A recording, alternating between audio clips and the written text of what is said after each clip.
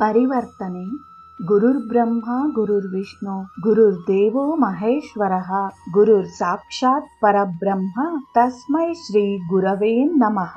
ಅಧ್ಯಾಯ 15. 3 ತಾರೆಗಳು. ಬಿನೋದಿನಿ, ತಾರಾಸುಂದರಿ ಮತ್ತು ತೀನ್ಕಾರಿ. 1877ರ ಅಂತ್ಯದ ವೇಳೆಗೆ ಒಂದು ನೂತನ ಅಧ್ಯಾಯ ಬಿನೋದಿನಿಯ ಜೀವನದಲ್ಲಿ ಆರಂಭವಾಗಿತ್ತು. ಕೇದಾರ್ನಾಥ್ ಚೌಧರಿಯವರು ದಿ ನ್ಯಾಷನಲ್ ಥಿಯೇಟರ್ನ ಮಾಲೀಕರಾಗಿದ್ದರು ಮತ್ತು ಅಲ್ಲಿ ಗಿರೀಶ್ ಅವರು ನಟರಲ್ಲಿ ಒಬ್ಬರಾಗಿದ್ದರಲ್ಲದೆ ವ್ಯವಸ್ಥಾಪಕರು, ನಿರ್ದೇಶಕರೂ ಆಗಿದ್ದರು. ಒಂದು ರಾತ್ರಿ ಕೇದಾರ್ನಾಥ್ ಗಿರೀಶ್ನನ್ನು ಬಿನೋದಿನಿ ಅವರು ನಾಯಕಿ ಪಾತ್ರ ಮಾಡಿದ್ದ ಬಂಕಿಂ ಚಂದ್ರ ಅವರ ಕಪಾಲ್ ಕುಂಡಾಲ ನಾಟಕ ನೋಡಲು ದಿ ಬೆಂಗಾಲ್ ಥಿಯೇಟರ್ಗೆ ಕರೆದೊಯ್ದರು.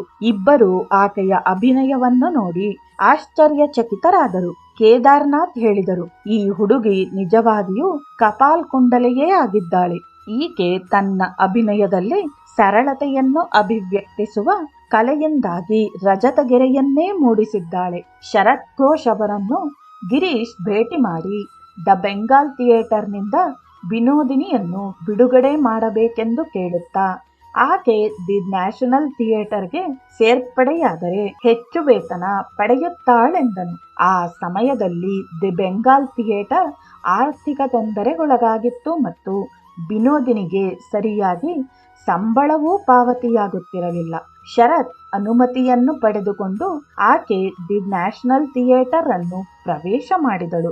ಗಿರೀಶ್ ಆಕೆಯ ಅಭಿನಯಕ್ಕೆ ಗುರುವಾದನು ಮತ್ತು ಆಕೆ ತನ್ನ ಉಳಿದ ಅಭಿನಯ ಜೀವಿತವನ್ನು ಅವನ ಮಾರ್ಗದರ್ಶನದಲ್ಲಿಯೇ ಕಳೆದಳು. ದಿ ನ್ಯಾಷನಲ್ ಥಿಯೇಟರ್ನಲ್ಲಿ ಬಿನೋದಿನಿಯ ಭಾಗ್ಯದ ಬಾಗಿಲು ತೆರೆಯಿತು. ಅಲ್ಲಿ ಆಕೆ ಸುಪ್ರಸಿದ್ಧ ತಾರೆಯಾದಳು. ಆಕೆಯನ್ನು ಜನರು ನಾಟಕ ರಂಗದ ಸಾಮ್ರಾಜ್ಞಿಯೆಂದೇ ಗುರುತಿಸಿದರು.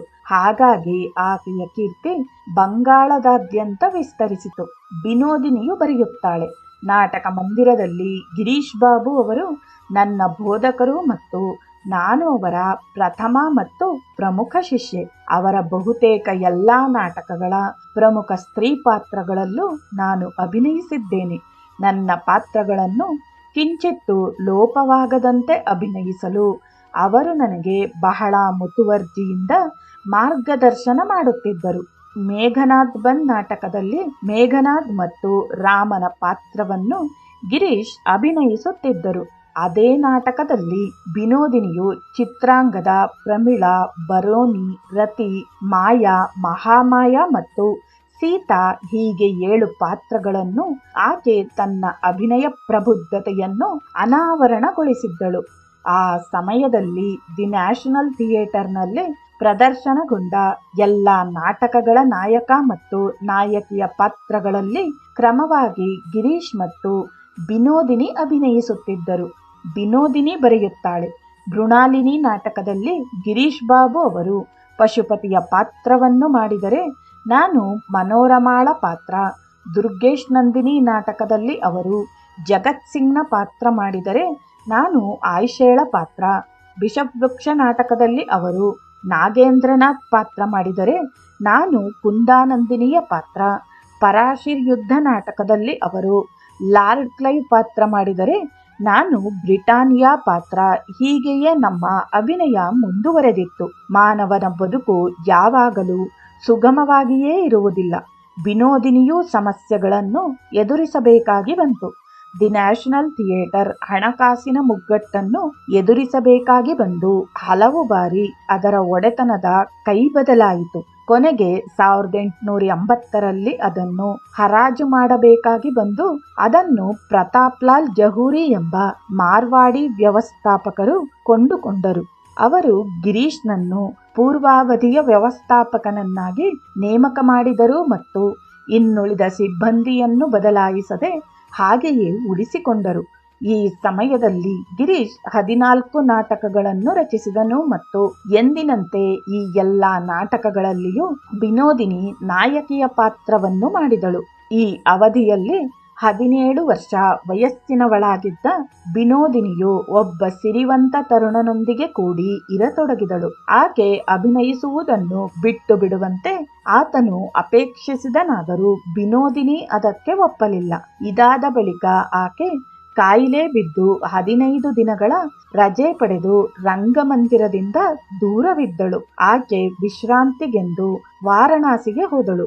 ಅಲ್ಲಿ ಆಕೆಯ ಆರೋಗ್ಯ ಮೊದಮೊದಲು ಮತ್ತೂ ಕೆಟ್ಟಿತಾದರೂ ನಂತರ ನಿಧಾನವಾಗಿ ಚೇತರಿಸಿಕೊಳ್ಳತೊಡಗಿದಳು. 1 ತಿಂಗಳ ನಂತರ ಆಕೆ ಕೋಲ್ಕತ್ತೆಗೆ ಬಂದು ಮತ್ತೆ ರಂಗಭೂಮಿಗೆ ಹಿಂತಿರುಗಿದಳು. ಆದರೆ ಪ್ರತಾಪ್ ಲಾಲ್ ಆಕೆ ರಜೆಯಲ್ಲಿದ್ದ 1 ತಿಂಗಳ ಅವಧಿಗೆ ಸಂಬಳ ಕೊಡಲು ನಿರಾಕರಿಸಿದರು. ಆಗ ವಿನೋದಿನಿಯು ದ ನ್ಯಾಷನಲ್ ಥಿಯೇಟರ್ ಅನ್ನು ಬಿಡುವ ಆಲೋಚನೆ ಮಾಡಿದಳಾದರೂ ಗಿರೀಶ್ ಸ್ವಲ್ಪ ತಾಳ್ಮೆಯಿಂದ ಇರಬೇಕೆಂದು ಸೂಚಿಸಿದನು. 1882ರ ಕೊನೆಯ ವೇಳೆಗೆ ಪ್ರತಾಪ್ ಲಾಲ್ ಮತ್ತು ಗಿರೀಶ್ ಸೇರಿದಂತೆ ಇತರ ನಟನಟಿಯರ ನಡುವೆ ಮನಸ್ತಾಪ ಉಂಟಾಯಿತು. ಈ ನಡುವೆ ಗಿರೀಶ್ ಗುಟ್ಟಾಗಿ ಒಂದು ನೂತನ ರಂಗಮಂದಿರವನ್ನು ಆರಂಭಿಸಲು ಶಕ್ತನಾದ ಒಬ್ಬ ಸಿರಿವಂತ ಬಂಡವಾಳದಾರನನ್ನು ಹುಡುಕತೊಡಗಿದನು. ಆ ಸಮಯದಲ್ಲಿ ಗುರುಮುಖ್ರಾ ಎಂಬ ಸಿರಿವಂತ ಮಾರ್ವಾಡಿ ತರುಣ ಒಂದು ಷರತ್ತಿನ ಮೇಲೆ ಹೊಸ ರಂಗಮಂದಿರ ಆರಂಭಿಸಲು ಮುಂದೆ ಬಂದನು. ಅಂದರೆ ವಿನೋದಿನಿಯು ಆತನೊಂದಿಗೆ ವಾಸಿಸಬೇಕಿತ್ತು. ವಿನೋದಿನಿಯು ಈ ಷರತ್ತನ್ನು ಒಪ್ಪಿಕೊಳ್ಳಲಿಲ್ಲ. ಆದರೆ ಗಿರೀಶ್ ಮತ್ತು ಇತರ ನಟನಟಿಯರು ಆಕೆಯನ್ನು ಪ್ರೋತ್ಸಾಹಿಸಿ ಅವಕಾಶವನ್ನು ಒಪ್ಪಿಕೊಳ್ಳುವುದು ಸೂಕ್ತವೆಂದರು. ಸಾಕಷ್ಟು ಒತ್ತಾಯ ಮಾಡಿದ ಬಳಿಕ ವಿನೋದಿನಿ ಗುರುಮುಖ್ನೊಂದಿಗೆ ಇರಲು ಒಪ್ಪಿದಳು. ಏಕೆಂದರೆ ಗುರುಮುಖ್ನ ಹಿಂದಿನ ಪ್ರೇಯಸಿ ಅವಳ ಮನೆಗೆ ಹಿಂತಿರುಗಿ ಹೋಗಿ ಮದುವೆ ಮಾಡಿಕೊಂಡಿದ್ದಳು. ಆದರೂ ವಿನೋದಿನಿ ಈ ಸಂಬಂಧಕ್ಕೆ ಸಾಕಷ್ಟು ಯೋಚಿಸುತ್ತಾ ನಿಧಾನವನ್ನೇ ಮಾಡಿದಳು. ಕೆಲವು ಸಂದರ್ಭಗಳಲ್ಲಿ ಖ್ಯಾತನಾಮರ ಬದುಕು ಎಂದರೆ ಉರುಳುವ ಬಂಡೆಯ ಕೆಳಗೆ ಅರೆದಂತೆ. ಸೌಂದರ್ಯ, ಪ್ರತಿಭೆ, ಕೀರ್ತಿ ಮತ್ತು ಹೆಸರು ಯಾವಾಗಲೂ ಸುಖ ಮತ್ತು ಶಾಂತಿಯನ್ನು ತರುವುದಿಲ್ಲ. ಈ ಕಟು ಸತ್ಯ ವಿನೋದಿನಿಗೆ ದಿನ ಕಳೆದಂತೆ ಅನುಭವಕ್ಕೆ ಬರತೊಡಗಿತು. ವಿನೋದಿನಿಯು ಗುರುಮುಖ್ನೊಂದಿಗೆ ಒಡನಾಟ ಆರಂಭಿಸಿದ ಸಮಯದಲ್ಲೇ ಆಕೆಯ ಮುಂಚಿನ ಪ್ರಿಯತಮ ಬಂದು ಆಕೆಯನ್ನು ತನ್ನೊಂದಿಗೆ ಇರುವಂತೆ ವಾಪಸ್ಸು ಕರೆದನು. ಆತ ಆಕೆಗೆ ಸಾವಿರಾರು ರೂಪಾಯಿಗಳನ್ನು ಕೊಡಲು ಮುಂದೆ ಬಂದನು. ಆದರೆ ಆಕೆ ನಿರಾಕರಿಸಿದಳು. ಒಂದು ರಾತ್ರಿ ಪ್ರದರ್ಶನ ಮುಗಿದ ಬಳಿಕ ವಿನೋದಿನಿಯು ತನ್ನ ಕೊಠಡಿಯಲ್ಲಿ ಮಲಗಿದ್ದಳು. ಬೆಳಗಿನ ಜಾವ ಹೊರಗಡೆ ಇದ್ದಕ್ಕಿದ್ದಂತೆ ಉಂಟಾದ ಗದ್ದಲ ಆಕೆಯನ್ನು ಎಚ್ಚರಗೊಳಿಸಿತು. ಎದ್ದು ನೋಡಿದರೆ ಆಕೆಯ ಹಿಂದಿನ ಪ್ರಿಯತಮ ಮಿಲಿಟರಿ ಪೋಷಾಕಿನಲ್ಲಿ ಕತ್ತಿ ಹಿಡಿದು ಆಕೆಯ ಹಾಸಿಗೆಯ ಪಕ್ಕವೇ ನಿಂತಿದ್ದನು. ಈಗಲೂ ಆಕೆಯನ್ನು ತನ್ನೊಂದಿಗೆ ಇರಲು ಬರುವಂತೆ ಕೇಳಿದನು. ಈ ಬಾರಿ ಮತ್ತೂ ಹೆಚ್ಚು ಹಣ ನೀಡುವ ಭರವಸೆ ಕೊಟ್ಟನು. ಆಕೆ ಯಾವಾಗ ಮನಸ್ಸು ಕೊಡಲಿಲ್ಲವೋ ಆಗ ಆತ ಕೋಪೋನ್ಮತ್ತನಾದನು. ವಿನೋದಿನಿಯು ಬರೆಯುತ್ತಾಳೆ, ಕೂಡಲೇ ಅವನು ತನ್ನ ಕೈಲಿದ್ದ ಕತ್ತಿಯನ್ನು ಮೇಲಕ್ಕೆ ಎತ್ತಿ ಇನ್ನೇನು ನನ್ನ ತಲೆಗೆ ಹೊಡೆಯಬೇಕು. ನನ್ನ ಕಣ್ಣುಗಳು ಕತ್ತಿಯನ್ನೇ ನೋಡುತ್ತಿದ್ದು ಕೂಡಲೇ ನಾನು ಸಮೀಪವಿದ್ದ ಮೇಜು ಹಾರ್ಮೋನಿಯಂ ಕೆಳಗೆ ಅವಿತುಕೊಂಡೆನು. ಅಷ್ಟರಲ್ಲಿ ಅವನ ಕೈಲಿದ್ದ ಕತ್ತಿ ಎರಗಿ 3 ಇಂಚು ಆಳಕ್ಕೆ ಹಾರ್ಮೋನಿಯಂನ ಗೌಸನ್ನು ಕತ್ತರಿಸಿತ್ತು. ಅವನು ಮತ್ತೊಮ್ಮೆ ಕತ್ತಿಯನ್ನು ಬೀಸಿದನು. ಈ ಸರತಿಯದು ಸಮೀಪದ ಕಾಲುಮಣೆಗೆ ಬಡಿಯಿತು. ನಾನು ನೆಗೆದು ಅದರ ಕೆಳಗೆ ಅಡಗಿಕೊಂಡೆನು. ನನ್ನ ಅದೃಷ್ಟವೋ ಏನೋ, ನಾನು ಕೊಲೆಯಾಗಲಿಲ್ಲ. ಅವನು 3ನೇ ಸರತಿ ಹೊಡೆಯ ಬಂದಾಗ ಅವನ ಕತ್ತಿ ಹಿಡಿದ ಕೈಯನ್ನು ಹಿಡಿದುಕೊಂಡು, ನೀನು ಏನು ಮಾಡುತ್ತಿದ್ದೀ ಎಂದು ಯೋಚಿಸಿದ್ದೀಯಾ? ನನ್ನನ್ನು ಸಾಯಿಸಬೇಕೆಂದಿದ್ದರೆ ನಂತರ ಅದನ್ನು ಮಾಡು. ಅದಕ್ಕೂ ಮುನ್ನ ನಿನ್ನ ಭವಿಷ್ಯದ ಬಗ್ಗೆ ಚಿಂತಿಸಿದ್ದೀಯಾ? ನನ್ನ ಪಾಪಪೂರಿತ ಜನ್ಮ ಇಲ್ಲಿಗೆ ಪೂರ್ಣಗೊಂಡರೇನಂತೆ. ನೀನು ಹೀಗೆ ಮಾಡುವುದರಿಂದ ಅದರ ಪರಿಣಾಮವೇನಾಗುತ್ತದೆ ಮತ್ತು ನಿನ್ನ ಕುಟುಂಬಕ್ಕೆ ಗತಿಯಾರು ಎಂಬುದನ್ನು ದಯವಿಟ್ಟು ಆಲೋಚಿಸು. ನೀನು ಒಬ್ಬ ಗಣಿಕಾ ಸ್ತ್ರೀಯನ್ನು ಕೊಂದ ಪಾಪಕ್ಕೆ ಗುರಿಯಾಗಿ ಈ ಭೂಮಿಯಿಂದ ನಿರ್ಗಮಿಸಬೇಕಾಗುತ್ತದೆ. ಇದು ನಾಚಿಕೆಗೇಡಲ್ಲವೇ? ಸಮಾಧಾನದಿಂದ ಯೋಚನೆ ಮಾಡು. ನಂತರ ಅವನು ತನ್ನ ಕೈಲಿದ್ದ ಕತ್ತಿಯನ್ನು ಅತ್ತ ಬಿಸುಟು ಕುಳಿತುಕೊಂಡನು. ಸ್ವಲ್ಪ ಹೊತ್ತಿನ ನಂತರ ಏನೊಂದೂ ಹೇಳದೆ ಅಲ್ಲಿಂದ ನಿರ್ಗಮಿಸಿದನು. ನಂತರ ಗುರ್ಮುಖ್ ಆಕೆಗೆ 50,000 ರೂಪಾಯಿಗಳನ್ನು ಕೊಡಲು ಮುಂದೆ ಬಂದು ನಾಟಕ ರಂಗವನ್ನು ತೊರೆದು ತನ್ನೊಂದಿಗೆ ಶಾಶ್ವತವಾಗಿ ಇರುವಂತೆ ಕೇಳಿಕೊಂಡನು. ಆದರೆ ವಿನೋದಿನಿಗೆ ಹಣಕ್ಕಿಂತ ಅಭಿನಯ ಮುಖ್ಯವಾಗಿ ಈ ಅವಕಾಶವನ್ನು ನಿರಾಕರಿಸಿದಳು. ನಾಟಕರಂಗ ಆಕೆಗೆ ಪೂಜಾ ಸ್ಥಳವಾಯಿತು. ನಟನೆ ಪೂಜೆಯಾಯಿತು ಮತ್ತು ಗಿರೀಶ್ ಆಕೆಯ ಗುರುವಾದನು. ವಿನೋದಿನಿ ಬರೆಯುತ್ತಾಳೆ, ನನ್ನ ಬೇಡಿಕೆಯನ್ನು ಒಪ್ಪಿಕೊಂಡ ಗುರುಮುಖ್ ರಾಯ್ ಬೇಡನ್ ರಸ್ತೆಯಲ್ಲಿ ಒಂದು ನಿವೇಶನವನ್ನು ಒಪ್ಪಂದಕ್ಕೆ ಪಡೆದು ಅಲ್ಲಿ ಒಂದು ನೂತನ ರಂಗಮಂದಿರದ ನಿರ್ಮಾಣಕ್ಕೆ ಯಥೇಚ್ಛವಾಗಿ ಹಣ ಖರ್ಚು ಮಾಡಿದನು. ಪ್ರತಿದಿನ ನಾಟಕ ಕಲಿಕೆಯ ಪ್ರದರ್ಶನ ಮುಗಿದ ಮೇಲೆ ನಾವು ರಂಗಮಂದಿರದ ನಿರ್ಮಾಣದ ಸ್ಥಳಕ್ಕೆ ಹೋಗಿ ಸೇರಿಕೊಂಡು ನಿರ್ಮಾಣ ಕಾರ್ಯ ತ್ವರಿತವಾಗಿ ಮುಗಿಯಲು ಕೆಲಸಗಾರರೊಂದಿಗೆ ಜೊತೆಗೂಡುತ್ತಿದ್ದೆವು. ನಾನು ಒಂದು ಮಂಕರಿಯಲ್ಲಿ ಮಣ್ಣನ್ನು ತಲೆಯ ಮೇಲೆ ಹೊತ್ತು ಹಿಂಬದಿಯ ಆಸನಗಳು ಇರುವ ಜಾಗವನ್ನು ಎತ್ತರಿಸಲು ಅಲ್ಲಿ ಸುರಿಯುತ್ತಿದ್ದೆ. ಈ ಕೆಲಸ ನನಗೆ ತುಂಬ ಸಂತೋಷ ನೀಡುತ್ತಿತ್ತು. ಈ ನಿರ್ಮಾಣ ಕಾರ್ಯ ನಡೆಯುವಾಗ ಎಲ್ಲರೂ ನನಗೆ ಹೇಳುತ್ತಿದ್ದರು, ಈ ರಂಗಮಂದಿರದ ಹೆಸರು ನಿಮ್ಮ ಹೆಸರಿನೊಂದಿಗೆ ತಾಳೆ ಹಾಕಿಕೊಂಡಿರುತ್ತದೆ. ಅಂದರೆ ಬಿ ಥಿಯೇಟರ್. ನಿಮ್ಮ ನಂತರ ನಿಮ್ಮ ಹೆಸರು ಶಾಶ್ವತವಾಗಿ ಉಳಿದಿರುತ್ತದೆ. ಥಿಯೇಟರ್ನ ನಿರ್ಮಾಣ ಕಾರ್ಯ 1 ವರ್ಷ ನಡೆಯಿತು. ಆದರೆ ವಿನೋದಿನಿಗೆ ತಬ್ಬಿಬ್ಬು ಮಾಡಿದ ಸಂಗತಿಯೆಂದರೆ ಥಿಯೇಟರ್ ಅನ್ನು ದಿ ಸ್ಟಾರ್ ಥಿಯೇಟರ್ ಎಂದು ನೋಂದಣಿ ಮಾಡಲಾಯಿತು. ವಿನೋದಿನಿಯು ಸುಪ್ರಸಿದ್ಧ ಅಭಿನೇತ್ರಿಯೇ ಇರಬಹುದಾದರೂ ಗಣಿಕಾ ಸ್ತ್ರೀ ಆದ ಕಾರಣ ಆಕೆಯ ಹೆಸರನ್ನು ರಂಗಮಂದಿರಕ್ಕೆ ಇಟ್ಟರೆ ಪ್ರೇಕ್ಷಕರು ಬರದೇ ಹೋಗಬಹುದು ಎಂದು ಇದರ ವ್ಯವಸ್ಥಾಪಕರು ಆಲೋಚಿಸಿದರು. ವಿನೋದಿನಿ ಮೋಸವಾಯಿತೆಂದು ಬಹಳ ದುಃಖಪಟ್ಟಳು. ಆಕೆಯ ಮಿತ್ರರು ಮತ್ತು ಅಭಿಮಾನಿಗಳಿಗೂ ನಿರಾಸೆಯಾಯಿತು. ಈ ಆಘಾತವನ್ನು ತಡೆದುಕೊಳ್ಳಲಾರದೆ ಕೆಲವು ತಿಂಗಳುಗಳವರೆಗೆ ಆಕೆ ಮನೆಯಲ್ಲಿಯೇ ಉಳಿದಳು. ವಿನೋದಿನಿಯ ಆಸೆ ನೆರವೇರಲಿಲ್ಲವೆಂದು ಗುರುಮುಖ್ ಮನಸ್ಸೂ ಸಹ ಬಹಳ ಅಸ್ತವ್ಯಸ್ತಗೊಂಡಿತು. ಅವರು ನಿರ್ಮಾಣಗೊಂಡಿದ್ದ ರಂಗಮಂದಿರವನ್ನೇ ಕೆಡವಲು ಮುಂದಾದರು. ಈ ಸಂದರ್ಭದಲ್ಲಿ ಗಿರೀಶ್ ಮುಂದೆ ನಿಂತು ಸಿಬ್ಬಂದಿ ವರ್ಗ ಮತ್ತು ವಿನೋದಿನಿಯ ನಡುವೆ ಮಧ್ಯಸ್ಥಿಕೆ ವಹಿಸಿ ಆಕೆಯ ಮನವೊಲಿಸಿ ಮತ್ತೆ ಆಕೆ ರಂಗಮಂದಿರಕ್ಕೆ ಸೇರ್ಪಡೆಯಾಗುವಂತೆ ಮಾಡಿದನು. ಗಿರೀಶನ ಮೇಲೆ ಆಕೆಗೆ ಇನ್ನಿಲ್ಲದ ಗೌರವ ಮತ್ತು ಪ್ರೀತಿ. ಹಾಗಾಗಿ ಆಕೆ ನಿರಾಕರಿಸಲಾಗಲಿಲ್ಲ. 1885ರ ಜುಲೈ 21ರಂದು ದಿ ಸ್ಟಾರ್ ರಂಗಮಂದಿರದ ವಿದ್ಯುಕ್ತವಾಗಿ ಆರಂಭವಾಗಿ ಗಿರೀಶನ ದಕ್ಷಯಜ್ಞ ನಾಟಕ ಪ್ರದರ್ಶನಗೊಂಡಿತು. ಈ ನಾಟಕವನ್ನು ಕುರಿತು ಅಧ್ಯಾಯ 13ರಲ್ಲಿ ವಿವರಿಸಲಾಗಿದೆ. ಗಿರೀಶ್ ಈ ನಾಟಕದಲ್ಲಿ ದೊರೆ ದಕ್ಷನಾಗಿಯೂ ವಿನೋದಿನಿ ಸತಿಯಾಗಿಯೂ ಪಾತ್ರ ನಿರ್ವಹಿಸಿದರು. ಆರಂಭದ ರಾತ್ರಿ ಪ್ರದರ್ಶನಕ್ಕೆ ಜನದಟ್ಟಣೆ ಹೇಳತೀರದು. ಎಲ್ಲ ಟಿಕೆಟುಗಳು ಮಾರಾಟವಾಗಿದ್ದವು. ನಂತರ ಗಿರೀಶ್ ಧ್ರುವ ಚರಿತ್ರೆ ಮತ್ತು ನಳದಮಯಂತಿ ಎಂಬ 2 ಹೊಸ ನಾಟಕಗಳನ್ನು ರಚಿಸಿದನು. ಇವೂ ಸಹ ದಿ ಸ್ಟಾರ್ ರಂಗಮಂದಿರದಲ್ಲೇ ಪ್ರದರ್ಶನಗೊಂಡವು. ವಿನೋದಿನಿಯು ಧ್ರುವ ಚರಿತ್ರದಲ್ಲಿ ಸುರುಚಿಯಾಗಿಯೂ ನಳದಮಯಂತಿಯಲ್ಲಿ ದಮಯಂತಿಯಾಗಿಯೂ ಅಭಿನಯ ನೀಡಿದಳು. ಗುರುಮುಖ್ ರಾಯ್ 1 ವರ್ಷದವರೆಗೆ ಮಾತ್ರ ರಂಗಮಂದಿರದ ಒಡೆತನ ಹೊಂದಿದ್ದರು. 1883ರ ಆರಂಭದಲ್ಲಿ ಅವರು ಅನಾರೋಗ್ಯ ಪೀಡಿತರಾದರು. ಅವರ ಮಿತ್ರರು, ಸಹೋದ್ಯೋಗಿಗಳು ಮತ್ತು ಮಾರ್ವಾಡಿ ಸಮುದಾಯದ ಹತ್ತಿರದವರು ರಂಗಮಂದಿರವನ್ನು ಬಿಟ್ಟು ಬಿಡುವಂತೆ ಒತ್ತಾಯ ತಂದರು. ಆಗ ಗುರುಮುಖ್ ರಂಗಮಂದಿರವನ್ನು ಮಾರಾಟ ಮಾಡಲು ತೀರ್ಮಾನಿಸಿದರು. ಅವರು ಗಿರೀಶ್ಗೆ ಹೇಳಿದರು, ನಾನು ಈ ಮಂದಿರದ ನಿರ್ಮಾಣಕ್ಕೆ ಅಪಾರ ಹಣ ಖರ್ಚು ಮಾಡಿದ್ದೇನೆ. ಆದರೆ ಈಗ ಅದನ್ನು ಕೇವಲ 11,000 ರೂಪಾಯಿಗಳಿಗೆ ಮಾರಾಟ ಮಾಡಲಿದ್ದೇನೆ. ಈ ಪ್ರಸ್ತಾವನೆ ಗಿರೀಶ್ಗೆ ಸಂತೋಷವನ್ನೇ ಉಂಟು ಮಾಡಿತು. ಈ ಸಂಗತಿಯನ್ನು ವ್ಯವಸ್ಥಾಪಕ ಮಂಡಳಿಗೆ ವಿವರಿಸುತ್ತಾ ಇಷ್ಟು ಕಡಿಮೆ ಮೊತ್ತಕ್ಕೆ ರಂಗಮಂದಿರವನ್ನು ತಾವುಗಳು ಕೊಂಡು ದಿ ಸ್ಟಾರ್ನ ಮಾಲೀಕರಾಗಬಹುದೆಂದು ಹೇಳಿದನು.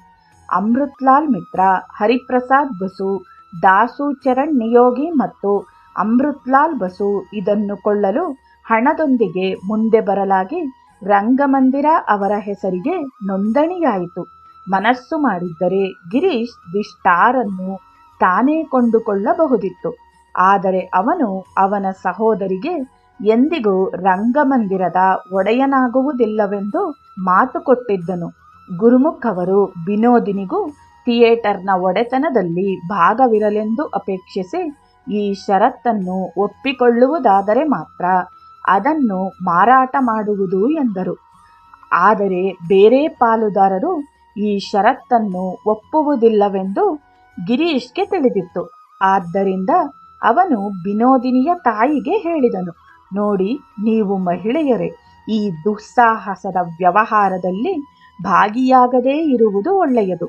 ನಾನು ಈ ಮಂದಿರದ ವ್ಯವಸ್ಥಾಪಕನಾಗಿ ನಿಮ್ಮ ಮಗಳನ್ನು ವಿಶ್ವಾಸಕ್ಕೆ ತೆಗೆದುಕೊಳ್ಳದೆ ಏನನ್ನೂ ಮಾಡುವುದಿಲ್ಲ. ಈ ರಂಗಮಂದಿರಕ್ಕೆ ವಿನೋದಿನಿಯು ಅತ್ಯಂತ ಅನಿವಾರ್ಯವೆಂಬುದನ್ನು ಯಾರೂ ಅಲ್ಲಗಳೆಯುವುದಿಲ್ಲ. ನಾವು ನಮ್ಮ ಕೆಲಸ ಮಾಡುತ್ತೇವೆ, ಉಳಿದ ಜವಾಬ್ದಾರಿಯನ್ನು ಮಾಲೀಕರು ತೆಗೆದುಕೊಳ್ಳಲಿ. ವಿನೋದಿನಿಯ ತಾಯಿಗೆ ಗಿರೀಶ್ನನ್ನು ಕಂಡರೆ ಬಹಳ ಗೌರವ ಮತ್ತು ಅಭಿಮಾನ. ಹಾಗಾಗಿ ಗಿರೀಶನ ಮಾತಿಗೆ ಆಕೆ ಒಪ್ಪಿದಳು. ಆದರೆ ವಿನೋದಿನಿಗೆ ಇದರಿಂದ ನೋವಾಗಿತ್ತು. ಇದೇನೇ ಇದ್ದರೂ ಆಕೆಗೆ ರಂಗಮಂದಿರದ ಮೇಲಿನ ಪ್ರೀತಿ ಅಪಾರ. ಹಾಗಾಗಿ ಎಂದಿನಂತೆ ಉತ್ಸಾಹದಿಂದಲೇ ಅಭಿನಯ ವೃತ್ತಿಯನ್ನು ಮುಂದುವರಿಸಿದಳು. 1883ರಲ್ಲಿ ಜರುಗಿದ ಅಂತಾರಾಷ್ಟ್ರೀಯ ವಸ್ತು ಪ್ರದರ್ಶನ ಕೋಲ್ಕತ್ತೆಗೆ ಅನೇಕ ಮಹಾರಾಜರುಗಳನ್ನು ಮತ್ತು ವಿದೇಶೀಯರನ್ನು ಆಕರ್ಷಿಸಿತು. ಹೀಗೆ ಬಂದ ಗಣ್ಯರು ಸಾಂಸ್ಕೃತಿಕ ಕಾರ್ಯಕ್ರಮಗಳ ಅಂಗವಾಗಿ ರಾತ್ರಿಯಲ್ಲಿ ನಾಟಕವನ್ನು ನೋಡಬಯಸಿದರು. ಅವರನ್ನು ರಂಜಿಸಲು ಗಿರೀಶ್ ಅನೇಕ ನಾಟಕಗಳನ್ನು ದಿ ಸ್ಟಾರ್ನಲ್ಲಿ ಪ್ರದರ್ಶಿಸಿದನು. ರಂಗಮಂದಿರದ ಎಲ್ಲ ಟಿಕೆಟುಗಳು ವಿಶೇಷ ಆಸನದ ಬೆಲೆಗೆ ಮಾರಾಟವಾದವು. ಹಾಗಾಗಿ ಥಿಯೇಟರನ್ನು ಕೊಂಡುಕೊಳ್ಳಲು ಅದರ ಮಾಲೀಕರು ಮಾಡಿದ್ದ ಸಾಲವನ್ನು ತೀರಿಸುವುದು ಸುಲಭವಾಯಿತು. ಗಿರೀಶ್ ತನ್ನ ಪ್ರಖ್ಯಾತ ನಾಟಕಗಳಾದ ನಳದಮಯಂತಿ, ಧ್ರುವಚರಿತ್ರ, ಪ್ರಹ್ಲಾದ ಚರಿತ್ರ, ಶ್ರೀವತ್ಸ ಚಿಂತಾ ಮತ್ತು ಹಿರಾರ್ ಫೂಲ್ ನಾಟಕಗಳನ್ನು ಅಭಿನಯಿಸಿ ಪ್ರದರ್ಶಿಸಿದನು. ಈ ಎಲ್ಲ ನಾಟಕಗಳಲ್ಲಿಯೂ ವಿನೋದಿನಿ ನಾಯಕಿಯ ಪಾತ್ರಗಳಲ್ಲಿ ಅಭಿನಯಿಸಿ ಅಪಾರ ಪ್ರೇಕ್ಷಕರನ್ನು ಆಕರ್ಷಿಸಿದಳು. ಶ್ರೀರಾಮಕೃಷ್ಣರು 1884 ಸೆಪ್ಟೆಂಬರ್ 21ರಂದು ಚೈತನ್ಯಲೀಲಾ ನಾಟಕವನ್ನು ದಿ ಸ್ಟಾರ್ ರಂಗಮಂದಿರದಲ್ಲಿ ನೋಡಲು ಹೋದ ಘಟನೆಯನ್ನು ಅಧ್ಯಾಯ 9ರಲ್ಲಿ ವಿವರಿಸಿದ್ದಾರೆ. ಆ ಸಮಯದಲ್ಲಿ ವಿನೋದಿನಿಯು 20 ವರ್ಷ ವಯಸ್ಸಿನ ತರುಣಿಯಾಗಿದ್ದು, ಅದೇ 20 ವರ್ಷದ ವಯಸ್ಸಿನ ಚೈತನ್ಯರ ಪಾತ್ರವನ್ನು ನಾಟಕದಲ್ಲಿ ಚಿತ್ರಿಸಿದಂತೆ ಅಭಿನಯಿಸಿದಳು. ಚೈತನ್ಯರ ಪಾತ್ರದಲ್ಲಿ ಕಾಣಿಸಿಕೊಂಡ ವಿನೋದಿನಿಯ ಛಾಯಾಚಿತ್ರ ಲಭಿಸಿಲ್ಲ. ಆದರೆ ಶ್ರೀರಾಮಕೃಷ್ಣರು ಈ ಪಾತ್ರವನ್ನು ಕುರಿತು ಹೀಗೆ ಹೇಳಿದ್ದಾರೆ: ನನಗೆ ಚೈತನ್ಯರ ಪ್ರಾತಿನಿಧಿಕ ಪಾತ್ರ ನಿಜವೇ ಎನ್ನುವಂತಿದೆ. ಈ ಬಗೆಯ ಮೆಚ್ಚುಗೆಯ ಮಾತುಗಳೇ ಸಾಕು. ವಿನೋದಿನಿಯು ಧರಿಸಿದ ವಸ್ತ್ರಗಳು, ಪ್ರಸಾಧನ ಮತ್ತು ಅಭಿನಯ ಪ್ರತಿಭೆಗಳಿಂದಾಗಿ ಆಕೆ ದೈವೋನ್ಮಾದದ ಪಾತ್ರವನ್ನು ಮಾಡಲು ತನ್ನನ್ನು ತಾನೇ ಮಾರ್ಪಡಿಸಿಕೊಳ್ಳುತ್ತಿದ್ದಳು ಎಂದು ನಾವು ಊಹಿಸಬಹುದು. ವಿನೋದಿನಿಯು ತನ್ನ ನೆನಪುಗಳಲ್ಲಿ ತಾನು ಹೇಗೆ ಈ ಪಾತ್ರ ಮಾಡಲು ಸಿದ್ಧತೆ ಮಾಡಿಕೊಂಡಳು ಎಂಬುದನ್ನು ಹೇಳಿದ್ದಾಳೆ. ದಿ ಸ್ಟಾರ್ ರಂಗಮಂದಿರ ದಿನೇ ದಿನೇ ಪ್ರಸಿದ್ಧಿಗೆ ಬರತೊಡಗಿದಂತೆ ಗಿರೀಶ್ ಬಾಬು ಬಹಳ ಆಸಕ್ತಿ ವಹಿಸಿ ನಾನು ಇನ್ನೂ ಚೆನ್ನಾಗಿ ಅಭಿನಯಿಸಲು ಬೇರೆ ಬೇರೆ ಮಾರ್ಗೋಪಾಯಗಳನ್ನು ತಿಳಿಸಿಕೊಟ್ಟರು. ಚೈತನ್ಯ ಲೀಲಾ ನಾಟಕ ರಚನೆಯಾಯಿತು. ಅದನ್ನು ನಾವು ಕಲಿಯಲು ಆರಂಭಿಸಿದೆವು.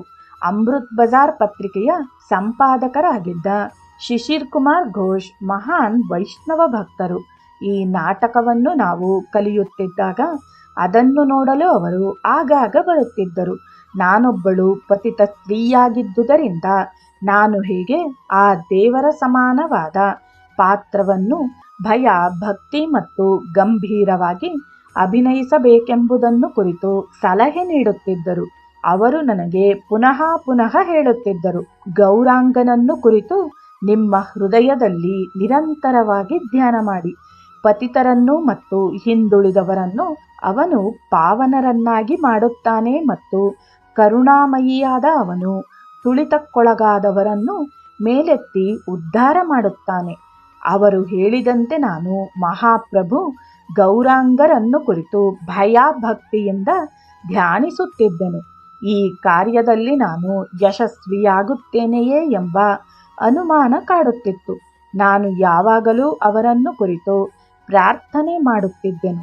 ಓ ಗೌರಾಂಗ ಪ್ರಭುವೇ, ಎಲ್ಲ ಆತ್ಮಗಳ ಉದ್ಧಾರಕನೇ, ನನ್ನ ಮೇಲೆ ನಿನ್ನ ದಯೆ ಇರಲಿ. ನಾನೊಬ್ಬ ಕೆಳಮಟ್ಟದ ಪತಿತಳು. ಚೈತನ್ಯ ಲೀಲಾ ನಾಟಕ ಪ್ರದರ್ಶನದ ಮುನ್ನಾ ದಿನ ರಾತ್ರಿ ನನಗೆ ನಿದ್ರೆಯೇ ಬರದು. ನನ್ನ ಹೃದಯ ನಿರೀಕ್ಷೆಗಳಿಂದ ಒಂದೇ ಸಮ ಬಡಿದುಕೊಳ್ಳುತ್ತಿತ್ತು. ಆ ದಿನ ನಾನು ಬೆಳಿಗ್ಗೆ ಬೇಗನೆ ಎದ್ದೆನು. ಸ್ನಾನ ಮಾಡಲು ಗಂಗಾ ನದಿಗೆ ಹೋದೆನು. ಅನಂತರ ದುರ್ಗಾಮಾಯೆಯ ಪವಿತ್ರ ನಾಮಗಳನ್ನು 108 ಬಾರಿ ಬರೆದನು. 108 ಬಾರಿ ಬರೆದೆನು. ಗೌರಾಂಗನಿಗೆ ತಲೆಬಾಗಿ ಪ್ರಾರ್ಥನೆ ಮಾಡಿದೆನು. ಮಹಾಪ್ರಭು, ನನಗೆ ನಿನ್ನ ಕೃಪಾಪೂರ್ಣ ಆಶೀರ್ವಾದ ದೊರೆತು ಈ ನನ್ನ ಸತ್ವ ಪರೀಕ್ಷೆಯಲ್ಲಿ ಯಶಸ್ವಿಯಾಗುವಂತೆ ಮಾಡು. ಆ ಇಡೀ ದಿನವನ್ನು ಇದೇ ಭಯ ಮತ್ತು ಆತಂಕಗಳಿಂದಲೇ ಕಳೆದೆನು. ಅನಂತರ ನನ್ನ ಅರಿವಿಗೆ ಬಂದ ಸಂಗತಿಯೆಂದರೆ ನನ್ನ ಪ್ರಾರ್ಥನೆ ಮತ್ತು ಬೇಡಿಕೆ ವ್ಯರ್ಥವಾಗಲಿಲ್ಲವೆಂಬುದು. ವಾಸ್ತವವಾಗಿಯೂ ನನಗೆ ಅವರ ಅನುಗ್ರಹ ದೊರಕಿತು. ಅದು ರಂಗಮಂದಿರದಲ್ಲಿ ನೆರೆದಿದ್ದ ಅಪಾರ ಸಂಖ್ಯೆಯ ಪ್ರೇಕ್ಷಕರ ಸಂತೋಷದಲ್ಲಿ ವ್ಯಕ್ತಗೊಂಡಿತ್ತು. ದೇವರು ನನ್ನ ಮೇಲೆ ಅವನ ಕೃಪೆಯ ಮಳೆಗರೆದೆನೆಂಬುದನ್ನು ಅರಿವಿಗೆ ಬಂದಿತು. ಚೈತನ್ಯ ಅವರ ಬಾಲ್ಯ ಜೀವನವನ್ನು ಬಿಂಬಿಸುವ ಒಂದು ದೃಶ್ಯ ನಾಟಕದಲ್ಲಿದ್ದು, ಅದರಲ್ಲಿ ನಾನು ನಿಧಾನವಾಗಿ ರಂಗಕ್ಕೆ ಪ್ರವೇಶ ಮಾಡುತ್ತಾ ಈ ಗೀತೆಯನ್ನು ಹಾಡಬೇಕಿತ್ತು. ನನಗೆ ರಾಧೆಯ ಹೊರತಾಗಿ ಬೇರೊಬ್ಬರಿಲ್ಲ. ನಾನು ಕೊಳಲನ್ನು ನುಡಿಸುವುದೇ ರಾಧೆಯನ್ನು ಕರೆಯಲು. ಆ ಸಮಯದಲ್ಲಿ ನನ್ನ ಹೃದಯದೊಳಕ್ಕೆ ಒಂದು ಶಕ್ತಿಯುತ ಬೆಳಕು ಪ್ರವೇಶ ಮಾಡಿದಂತಹ ಅನುಭವವಾಯಿತು. ಒಬ್ಬಳು ಹೂವಾಡಗಿತ್ತಿಯಿಂದ ಒಂದು ಹೂಮಾಲೆಯನ್ನು ಸ್ವೀಕರಿಸಿ ಆಕೆಯನ್ನು ಕೇಳಿದೆನು, ಮಾಲಿನಿ, ನೀನು ಏನನ್ನು ನೋಡುತ್ತಿದ್ದೀಯಾ? ಆ ಸಮಯದಲ್ಲಿ ನನ್ನ ಹೊರನೋಟ ಒಳನೋಟವಾಗಿತ್ತು. ನನ್ನ ಸುತ್ತ ಏನೊಂದೂ ಗೋಚರಿಸುತ್ತಿರಲಿಲ್ಲ. ಆಗ ನನಗೆ ನನ್ನ ಹೃದಯದಲ್ಲಿ ಗೌರಾಂಗನ ಸುಂದರ ಮೂರ್ತಿ ಕಂಡಂತಾಯಿತು. ನಿಜಕ್ಕೂ ಗೌರಾಂಗನೇ ಸ್ವತಃ ಮಾತನಾಡುತ್ತಿದ್ದಾನೆನಿಸಿ ನಾನು ಅವನ ಮಾತುಗಳನ್ನು ಕೇಳುತ್ತಾ ಅವುಗಳನ್ನೇ ಪ್ರತಿಧ್ವನಿಸುತ್ತಿರುವಂತೆ ಅನುಭವವಾಯಿತು. ಒಂದು ದೃಶ್ಯದಲ್ಲಿ ನಾನು ನನ್ನ ಉಪಾಧ್ಯಾಯರೊಂದಿಗೆ ಚರ್ಚೆಗೆ ಇಳಿದೆನು. ಸ್ವಾಮಿ, ಯಾರು ಯಾರಿಗೆ ಸೇರಿರುತ್ತಾರೆ? ಪ್ರತಿಯೊಬ್ಬರೂ ಕೃಷ್ಣನೇ. ಆ ಸಮಯದಲ್ಲಿ ನನಗೆ ನಿಜಕ್ಕೂ ಅನ್ನಿಸಿದ್ದೇನೆಂದರೆ, ಈ ಜಗತ್ತಿನಲ್ಲಿ ಯಾರು ಯಾರಿಗೆ ಸೇರಿದವರಾಗಿದ್ದಾರೆ? ಎಲ್ಲರೂ ಅವನ ಸ್ವರೂಪರೇ. ಮತ್ತೊಂದು ದೃಶ್ಯದಲ್ಲಿ ಸಂತೋಷ ಉಕ್ಕಿ ಬಂದ ಉನ್ಮಾದದಲ್ಲಿ ಹೀಗೆಂದು ಉದ್ಗಾರ ತೆಗೆದೆನು, ಮಹಾವಿಷ್ಣುವೇ ಸ್ವತಃ ಇರುವುದನ್ನು ಗಯಾದಲ್ಲಿ ಕಂಡೆನು. ಅದೆಷ್ಟೋ ಲಕ್ಷ ಲಕ್ಷ ಆತ್ಮಗಳು ಅವನ ಪಾದಕಮಲದ ಅಮೃತ ಸೇವನೆ ಮಾಡಿ ಸುಖಿಸುತ್ತಿದ್ದರು. ಆ ಸಮಯದಲ್ಲಿ ಬೇರೆ ಯಾರೋ ಒಬ್ಬರು ನನ್ನ ಹೃದಯದಲ್ಲಿ ಕುಳಿತು ಈ ಮಾತುಗಳನ್ನು ಆಡುತ್ತಿದ್ದಾರೆನಿಸಿತು. ನಾನು ಶೂನ್ಯಳಾಗಿದ್ದೆನು. ನನ್ನಲ್ಲಿದ್ದ ನಾನು ಎಂಬ ಭಾವ ಅಳಿದಿತ್ತು. ಮತ್ತೊಂದು ದೃಶ್ಯದಲ್ಲಿ ಸನ್ಯಾಸ ದೀಕ್ಷೆಯನ್ನು ಸ್ವೀಕರಿಸಿದ ನಂತರ ನನ್ನ ತಾಯಿ ಶಚೀದೇವಿಯಿಂದ ದೂರವಾಗಲು ಹೀಗೆ ಕೇಳಿದೆನು, ಪ್ರೀತಿಯ ಮಾತೆ, ಕೃಷ್ಣನಿಗಾಗಿ ದುಃಖಪಡು. ನಿನ್ನ ಮಗ ನಿಮಾಯ್ಗಾಗಿ ಬೇಡ. ನೀನು ಕೃಷ್ಣನಿಗಾಗಿ ಹಂಬಲಿಸಿದರೆ ನಿನಗೆ ಏನೆಲ್ಲ ಸಾಧ್ಯ. ಆದರೆ ನಿಮಾಯ್ಗಾಗಿ ಅಕ್ಕರೆ ನೀನು ನಿಮಾಯ್ ಮತ್ತು ಕೃಷ್ಣರಿಬ್ಬರನ್ನೂ ಕಳೆದುಕೊಳ್ಳುವೆ. ಈ ನುಡಿಗಳನ್ನು ಕೇಳುತ್ತಾ ಕುಳಿತಿದ್ದ ಪ್ರೇಕ್ಷಕರ ನಡುವಿನ ಕೆಲವರು ಮಹಿಳೆಯರು ರೋಧಿಸುವುದನ್ನು ಕೇಳಿ ನನ್ನ ಎದೆ ತುಂಬಿ ಬಂದಿತು. ಹೃದಯ ಕಲಕುವ ಶಚೀದೇವಿಯ ಅಳು, ಪ್ರೇಕ್ಷಕರ ಉನ್ಮಾದ ಮತ್ತು ತುಂಬಿ ಬರತೊಡಗಿದ್ದ ನನ್ನ ಹೃದಯದ ಭಾವನೆಗಳು ನನ್ನನ್ನು ನನ್ನಿಂದ ಬೇರ್ಪಡಿಸಿ ಕಣ್ಣೀರು ತುಂಬಿ ಭಾವಪ್ರವಾಹದಲ್ಲಿ ಕೊಚ್ಚಿ ಹೋಗುವಂತೆ ಮಾಡಿದ್ದವು. ಕೊನೆಯ ದೃಶ್ಯದಲ್ಲಿ, ಅಂದರೆ ಸನ್ಯಾಸ ಸ್ವೀಕರಿಸಿದ ಮೇಲೆ, ಈ ಹಾಡನ್ನು ಕೀರ್ತನಕಾರರ ಜೊತೆಗೂಡಿ ಹಾಡಿದೆನು. ಓ ಹರಿಯೇ, ನೀನು ನನ್ನ ಹೃದಯವನ್ನು ತಳಮಳಗೊಳಿಸಿರುವೆ. ಅಲ್ಲೆಲ್ಲೋ ನೀನು ನನ್ನನ್ನು ನನಗೇ ತೋರದಂತೆ ಅಡಗಿಸಿಕೊಂಡಿರುವೆ. ನಾನು ಈ ಲೋಕದಲ್ಲಿ ಒಂಟಿ, ಒಬ್ಬನೇ. ದರ್ಶನ ನೀಡು ನನ್ನ ಪ್ರೀತಿಯ ಜೊತೆಗಾರನೇ. ದರ್ಶನ ನೀಡಿ ನಿನ್ನ ಪಾದಗಳಲ್ಲಿ ಆಶ್ರಯ ನೀಡು. ಈ ಹಾಡನ್ನು ನಾನು ಹಾಡುವಾಗ ನನ್ನ ಮನಸ್ಸಿನ ಸ್ಥಿತಿ ಹೇಗಿತ್ತೆಂಬುದನ್ನು ಮಾತುಗಳಲ್ಲಿ ಹಿಡಿದಿಡಲಾರೆನು. ಈ ಸಮಯದಲ್ಲಿ ನಾನು ನಿಜಕ್ಕೂ ಈ ಲೋಕದಲ್ಲಿ ಒಂಟಿ ಎನಿಸಿತು. ನನ್ನವರೆಂದು ಇಲ್ಲಿ ಯಾರುಂಟು? ನನ್ನ ಆತ್ಮ ಈ ಬಗೆಯ ತುಡಿತಕ್ಕೆ ಒಳಗಾಗಿ ಶ್ರೀಹರಿಯ ಪಾದಗಳಲ್ಲಿ ಆಶ್ರಯಕ್ಕೆ ಹಪಹಪಿಸಿತು. ಈ ಕೀರ್ತನೆಯನ್ನು ಎಲ್ಲರೂ ಹಾಡುವಾಗ ನಾನು ಮೈಮರೆತು ಕುಣಿದೆನು. ಕೆಲವು ದಿನಗಳು ಈ ಪಾತ್ರದ ಮಹಿಮೆಯನ್ನು ನಾನು ತಾಳದಾದೆನು. ರಂಗದ ಮೇಲೆ ಪ್ರಜ್ಞಾಶೂನ್ಯಳಾಗಿ ಕುಸಿದಿದ್ದೂ ಉಂಟು. ಒಂದು ದಿನ ರಂಗಮಂದಿರದ ತುಂಬ ಪ್ರೇಕ್ಷಕರು. ಅಭಿನಯದ ನಡುವೆ ನಾನು ರಂಗದ ಮೇಲೆ ಕುಸಿದು ಬಿದ್ದೆನು. ಚೈತನ್ಯ ಲೀಲಾ ನಾಟಕ ಆದ್ಯಂತ ಸಾಮಾನ್ಯವಾಗಿ ಜನದಟ್ಟಣೆ ಇದ್ದೇ ಇರುತ್ತಿತ್ತು. ಆದರೆ ಕೆಲವು ದಿನಗಳಂದು ಮುಖ್ಯವಾಗಿ ವಿದೇಶಿ ಪ್ರಜೆಗಳು ನಾಟಕ ನೋಡಲು ಆಗಮಿಸಿದಂದು ರಂಗಮಂದಿರ ಜನರಿಂದ ತುಂಬಿ ತುಳುಕುತ್ತಿತ್ತು. ಒಂದು ದಿನ ಒಬ್ಬ ಗೌರವಾನ್ವಿತ ಕ್ರೈಸ್ತ ಧರ್ಮೀಯರಾದ ಪಾದ್ರಿ ಯೂಜಿನ್ ಲಫಾಂಡ್ ಅವರು ನಾಟಕ ನೋಡಲು ಬಂದರು. ನನ್ನ ಅಭಿನಯದಲ್ಲಿ ಭಾವೋನ್ಮಾದವನ್ನು ಕಂಡ ಅವರು ನಾಟಕ ಮುಗಿದು ತೆರೆ ಕೆಳಗೆ ಇಳಿದ ಮೇಲೆ ರಂಗದ ಮೇಲಕ್ಕೆ ಬಂದು ಗಿರೀಶ್ ಬಾಬು ಅವರಿಗೆ ಹೇಳಿದರು, ನಾನು ಆಕೆಯನ್ನು ಭೇಟಿ ಮಾಡಬೇಕೆಂದಿರುವೆ. ಗಿರೀಶ್ ಬಾಬು ಅವರನ್ನು ತಮ್ಮ ಜೊತೆಯಲ್ಲಿ ನನ್ನ ಕೊಠಡಿಗೆ ಕರೆದುಕೊಂಡು ಬಂದರು. ನನಗೆ ಅರಿವು ಹಿಂದಿರುಗಿ ಬಂದಾಗ ನೋಡಿದರೆ ನನ್ನ ಮುಂದೆ ಎತ್ತರವಾದ ಬಿಳಿ ನಿಲುವಂಗಿ ಮತ್ತು ಟ್ರೌಸರ್ ತೊಟ್ಟಿದ್ದ ಉದ್ದನೆಯ ಗಡ್ಡ ಬೆಳೆಸಿದ್ದ ಇಂಗ್ಲಿಷ್ನವರೊಬ್ಬರು ನಿಂತು ನನ್ನ ತಲೆಯನ್ನು ನೇವರಿಸುತ್ತಿದ್ದರು. ನಾನು ಎದ್ದು ಕುಳಿತಾಗ ಗಿರೀಶ್ ಬಾಬು ಹೇಳಿದರು, ಇವರಿಗೆ ನಮಸ್ಕರಿಸು. ಇವರು ಪಾದ್ರಿ ಲಫಾಂಡ್ ಅವರು, ಬಹುದೊಡ್ಡ ವಿದ್ವಾಂಸರು. ನಾನು ಅವರ ಬಗೆಗೆ ಕೇಳಿ ತಿಳಿದಿದ್ದೇನಾದರೂ ಅವರನ್ನು ಭೇಟಿಯಾಗಿರಲಿಲ್ಲ. ನಾನು ಕೈಮುಗಿದು ಅವರಿಗೆ ವಂದನೆ ಸಲ್ಲಿಸಿದೆನು. ನನ್ನ ತಲೆಯನ್ನು ಮತ್ತೊಮ್ಮೆ ಮೃದುವಾಗಿ ತಟ್ಟುತ್ತಾ ಒಂದು ಕಪ್ಪು ನೀರು ಕುಡಿಯಲು ಹೇಳಿದರು.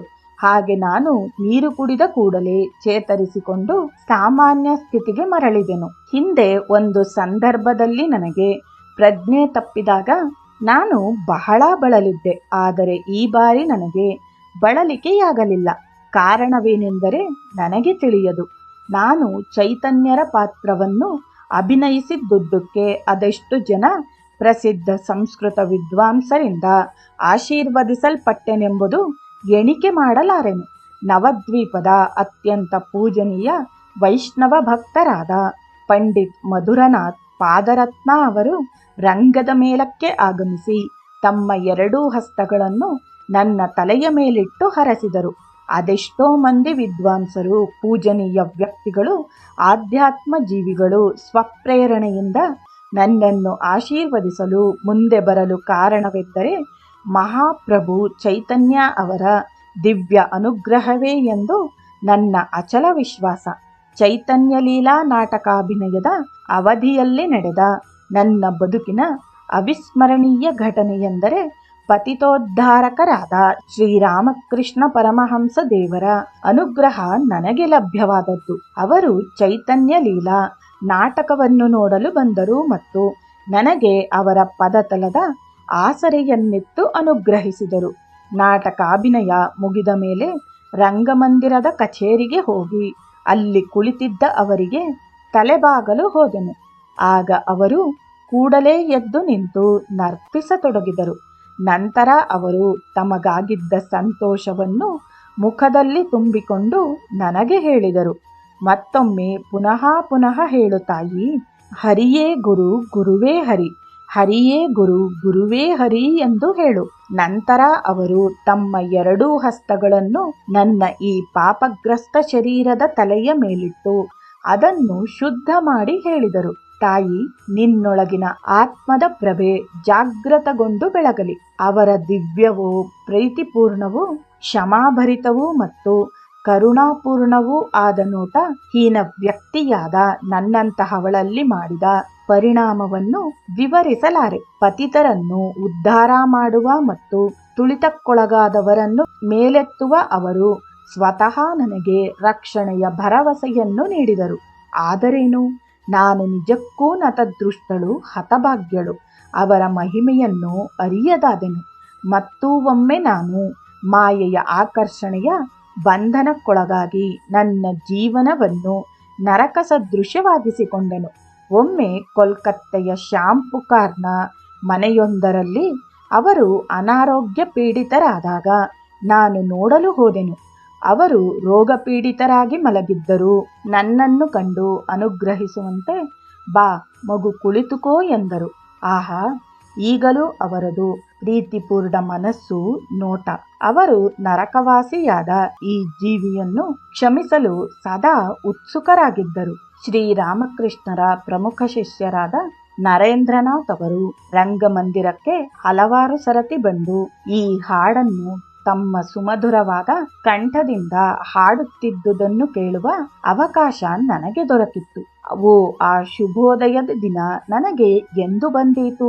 ಯಾವಾಗ ನನ್ನ ಹೃದಯಾಂತರಾಳದ ಗುಡಿಯಲ್ಲಿ ಯಾವನು ಪರಮ ಸತ್ಯನೋ, ಸುಂದರನೋ ಮತ್ತು ಮಂಗಳಕರನೋ ಅವನು ಒಂದು ಬೆಳಗುವ ಹಣತೆಯನ್ನು ಹಚ್ಚಿ ಇಟ್ಟಾನೋ.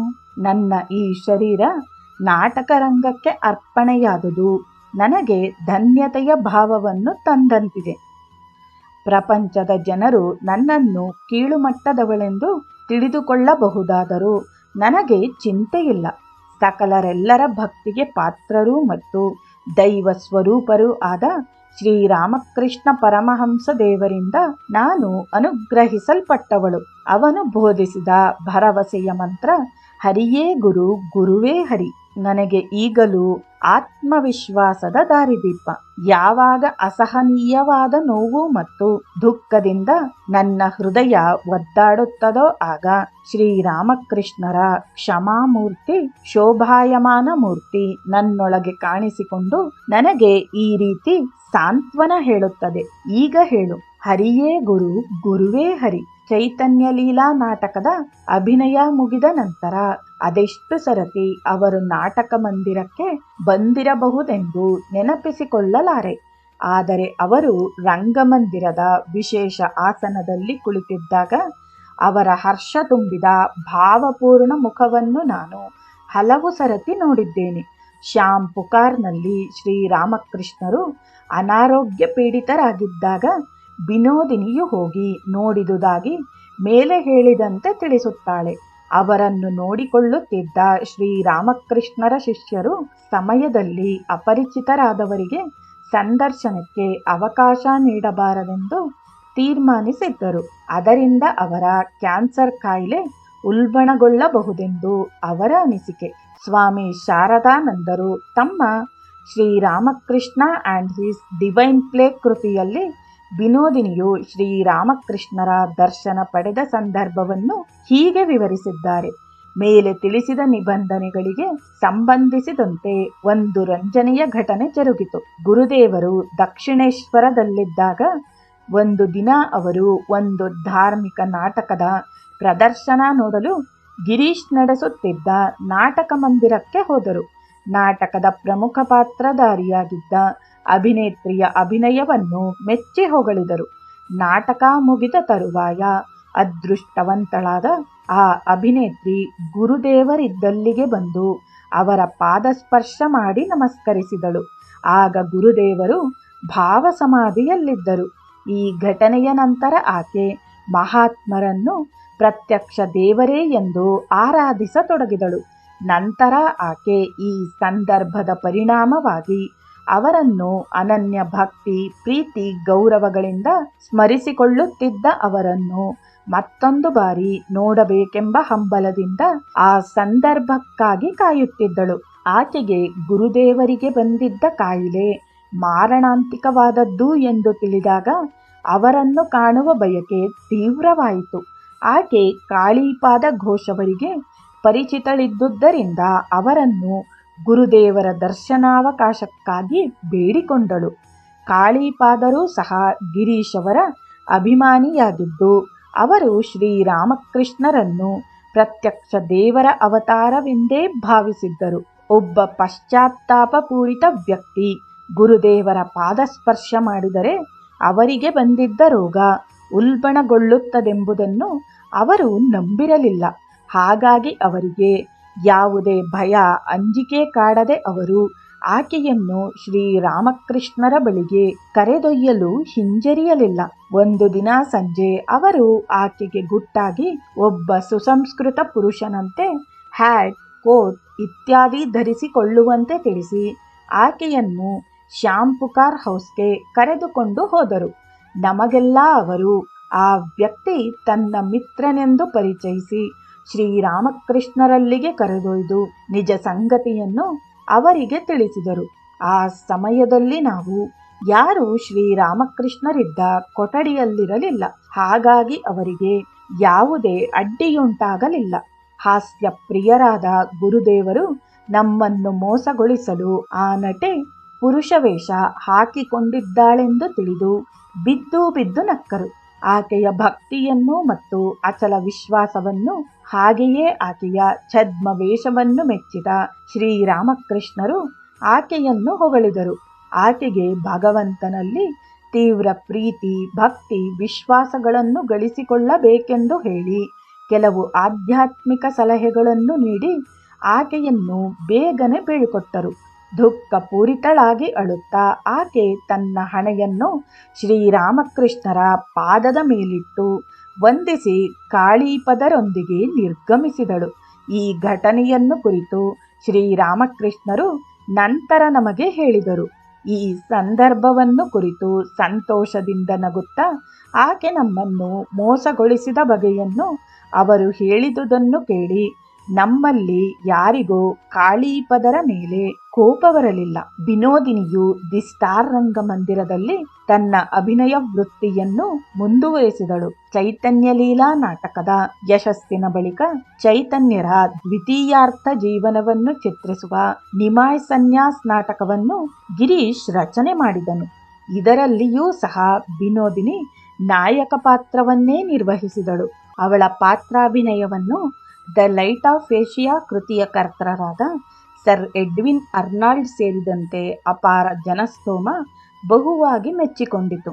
ಗಿರೀಶ್ ಬುದ್ಧದೇವ್ ಚರಿತ್ ನಾಟಕದಲ್ಲಿ ವಿನೋದಿನಿಯು ಬುದ್ಧನ ಪತ್ನಿ ಗೋಪಾಳ ಪಾತ್ರವನ್ನು ಮಾಡಿದಳು. ವಿನೋದಿನಿ ವರನಟಿಯಷ್ಟೇ ಅಲ್ಲ, ತನ್ನ ಪಾತ್ರಕ್ಕೆ ಬೇಕಾದ ವೇಷಭೂಷಣಗಳು ಮತ್ತು ಪ್ರಸಾಧನ ಮಾಡಿಕೊಳ್ಳುವ ವಿಚಾರದಲ್ಲೂ ಆಕೆ ಬಹು ನಿಪುಣೆಯಾಗಿದ್ದಳು ಎಂದು ಗಿರೀಶ್ ಹೇಳುತ್ತಿದ್ದನು.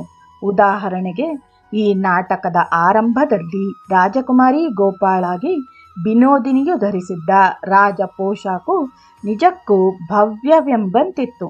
ಆದರೆ ಬುದ್ಧನು ಸರ್ವಸಂಗ ತ್ಯಾಗಿಯಾದ ಕೂಡಲೇ ವಿನೋದಿನಿ ಪೋಷಾಕು ಮತ್ತು ಪ್ರಸಾಧನವನ್ನು ಬದಲಿಸಿಕೊಂಡಳು. ರಂಗದ ಮೇಲೆ ಆಕೆ ಅರೆಹುಚ್ಚಿಯಂತೆ ಕಾಣಿಸಿಕೊಂಡು ಬುದ್ಧ ಧರಿಸಿದ ವಸ್ತ್ರಕ್ಕಾಗಿ ಅವನ ಸಾರಥಿಯನ್ನು ಬೇಡಿಕೊಂಡಳು, ಏಕೆಂದರೆ ತಾನು ಅವುಗಳನ್ನಾದರೂ ಪೂಜಿಸಬಹುದಲ್ಲ ಎಂದು. ಹಾಗೆ ವಿನೋದಿನಿ ತನ್ನ ವೇಷಭೂಷಣಗಳನ್ನು ಪಾತ್ರಗಳ ಅವಶ್ಯಕತೆಗಳಿಗೆ ತಕ್ಕಂತೆ ಮಾರ್ಪಡಿಸಿಕೊಂಡಾಗ ಪ್ರೇಕ್ಷಕರಿಗೆ ಈಕೆ ಆಕೆಯೇ ಎಂದು ಗುರುತಿಸುವುದು ಕಷ್ಟವಾಗುತ್ತಿತ್ತು. ಗಿರೀಶನ ಸುಪ್ರಸಿದ್ಧ ಬಿಲ್ವಮಂಗಳ್ ಠಾಕೋರ್ ನಾಟಕದಲ್ಲಿ ವಿನೋದಿನಿಯು ಅಲ್ಲಿ ವೇಶ್ಯಾಂಗನೆ ಚಿಂತಾಮಣಿಯ ಪಾತ್ರವನ್ನು ಅಭಿನಯಿಸಿದಳು.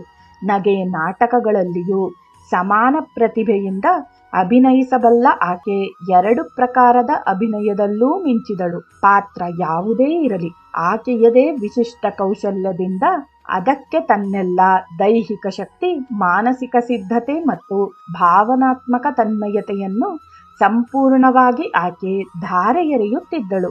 ಹಾಗಾಗಿ ಆಕೆಯ ಅಭಿನಯ ಸಂಪೂರ್ಣ ಸ್ವಾಭಾವಿಕವೂ ಮತ್ತು ಮನೋಜ್ಞವೂ ಆಗಿದ್ದು ಪ್ರೇಕ್ಷಕರನ್ನು ಮಂತ್ರಮುಗ್ಧರನ್ನಾಗಿಸುತ್ತಿತ್ತು. ಶ್ರೀರಾಮಕೃಷ್ಣರು 1885ರ ಆಗಸ್ಟ್ ತಿಂಗಳಿನಲ್ಲಿ ಮಹಾಸಮಾಧಿ ಹೊಂದಿದರು ಮತ್ತು 1887 ಜನವರಿ 1ರಂದು ವಿನೋದಿನಿ ತನ್ನ ಅಭಿನಯ ವೃತ್ತಿಯನ್ನು ಬಿಟ್ಟಳು.